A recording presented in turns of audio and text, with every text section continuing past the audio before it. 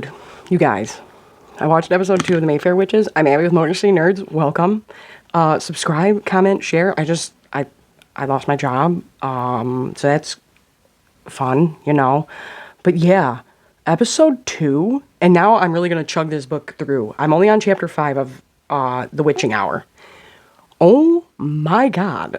This episode really shocked me, okay? The ending really got me. So we have Ciprian Grieve, which I found out is like a couple characters put together, but this is like our Michael Curry, because we're not going to have Michael Curry who can touch stuff and see things with his when he has his gloves off. I totally forgot about the Talamasca, which is like a society. It's kind of like the Illuminati, but like for supernatural entities. I don't know how to explain it. It's a whole thing. But I liked that they combined these characters, even though I don't know fully about... I remember the other one, but somebody else online was like, no, it's these two put together, but I knew he was supposed to be there in place of Michael.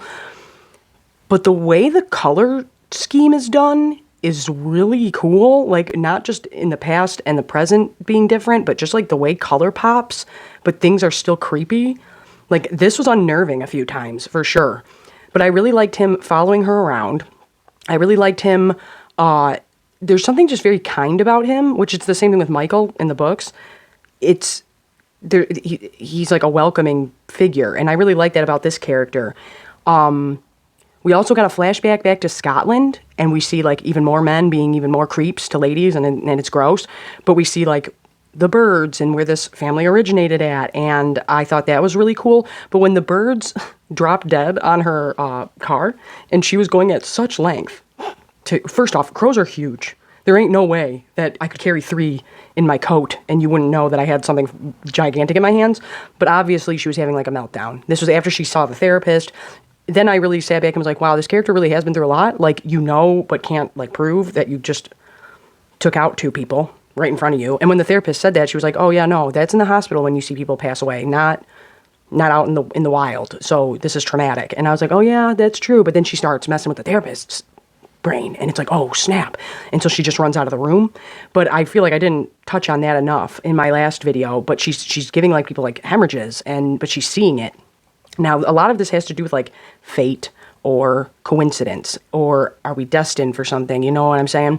And I really like that going down, and so far I'm intrigued with like every part of this, but especially with what was going on with the biological mother. And Rowan finding out that her adoptive mother lied to her, I thought that was kind of heartbreaking when she realizes that. And when Ciprian sees the flashbacks of her like crying on the floor and stuff, I thought that was really, really sad. And it's supposed to be, but I thought they did that really well and showed his powers really well. I thought that was cool. But she essentially has a breakdown, and she snatches up these bird bodies and she's stashing them on the beach. And like I said, you can obviously see that this woman is breaking. But the 2 things that I kind of thought were preposterous were, my mom said that, she goes, and none of these teenagers snatched your wallet. And I was like, well, I wasn't a teenager that long ago, and if we showed up at like a party spot and there was an unconscious body, we wouldn't stay there. We'd be concerned. So I was like, well, how many of these kids woke her up? But I get what they were trying to say. And I appreciated it, because it's kind of like women aren't safe anywhere they go. You know what I'm saying? But then I'm like, what pill did you just take? Because I have trouble sleeping, and you're sleeping through a kid on a motorbike riding past your head. Oh, so then we get Rowan really digging into the adoption stuff. And like I said, when she finds out her mom was BSing her, it's super sad. We find out they don't know nothing about this adoption. They didn't even exist as an adoption agency. So where did she come from? This, that, and the other thing. And she's getting to the bottom of where to go next and to go to New Orleans. But I liked them switching things up enough to change like her motive for going. And like I said in the book, I'm still at her being in San Francisco. Something I totally forgot about. Interview with a Vampire takes place in the book. It takes place in San Francisco too, right? That's where he does the interview? I always think it's Chicago, but then I'm like, no, it's San Francisco. And then at the end, he goes back to New Orleans. Louis does. I'm pretty sure. We have her digging into where am I from, who are my parents, yada, yada, yada.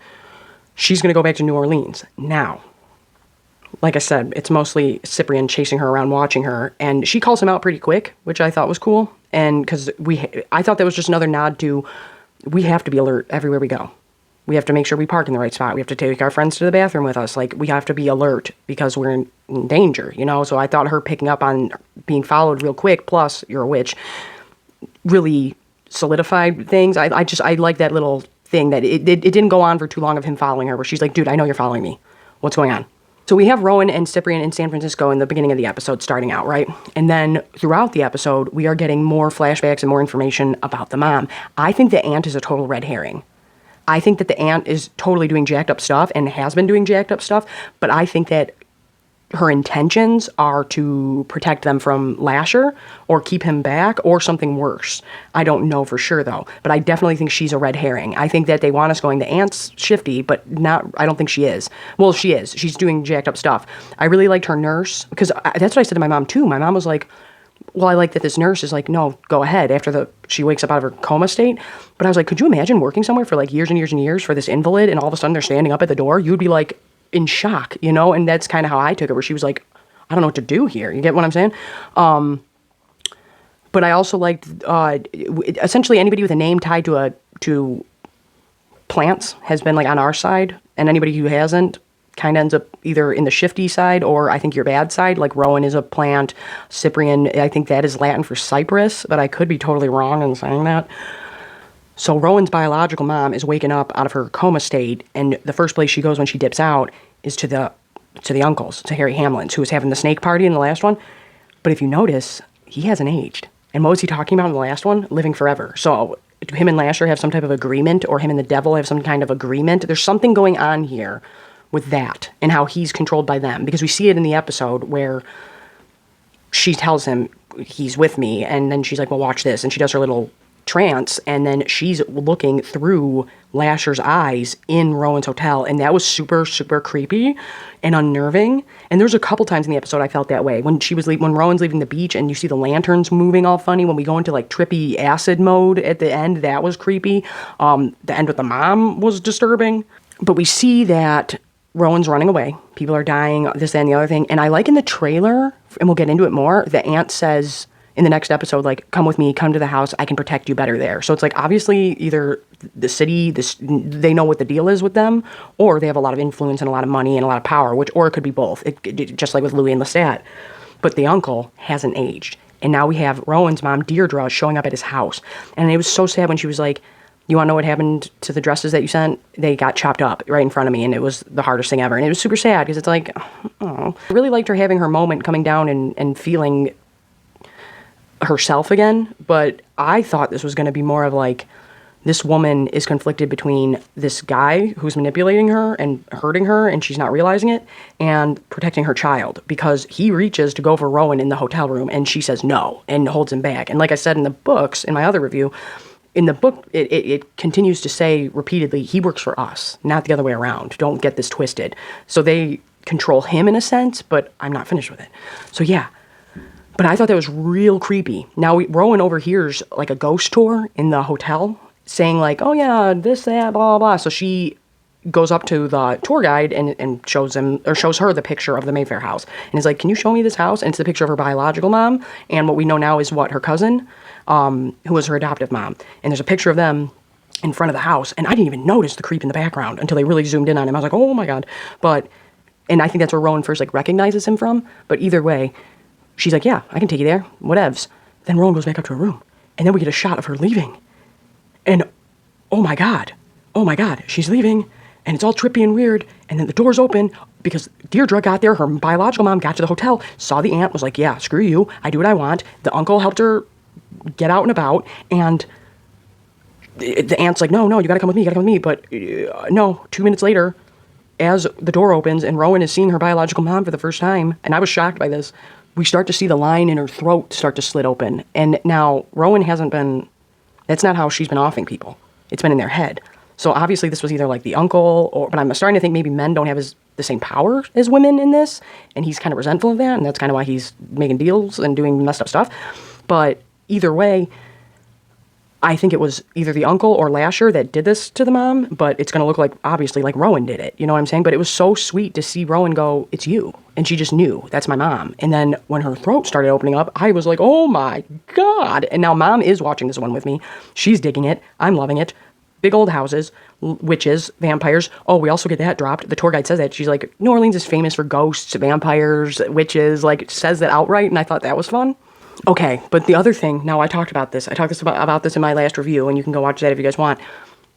What I really find intriguing is not just I think the Scotland stuff was just being shown to us, one, because like I said, these people that are on our side, or on the ones we're rooting for, have names attached to herbs and plants, and then what are they doing in Scotland? And she's picking plants and herbs. This guy comes to be a creep. That's what she tells her little sister, or whoever that is with her, to do. She's like, go sit down, wait, and recite all the herbs we just picked. And I liked that, and I like that little tie-in. But then we see the birds and things like that, so we know that's attached later on. So I'm wondering if we're going to get more of that, and I hope we do. I just really liked that. But there were tons of little nuggets of information in this that were wild, and that's what I've been saying. This universe can span thousands of years if they wanted to, and that's the fun part about it, I think, that they can all be such different stories.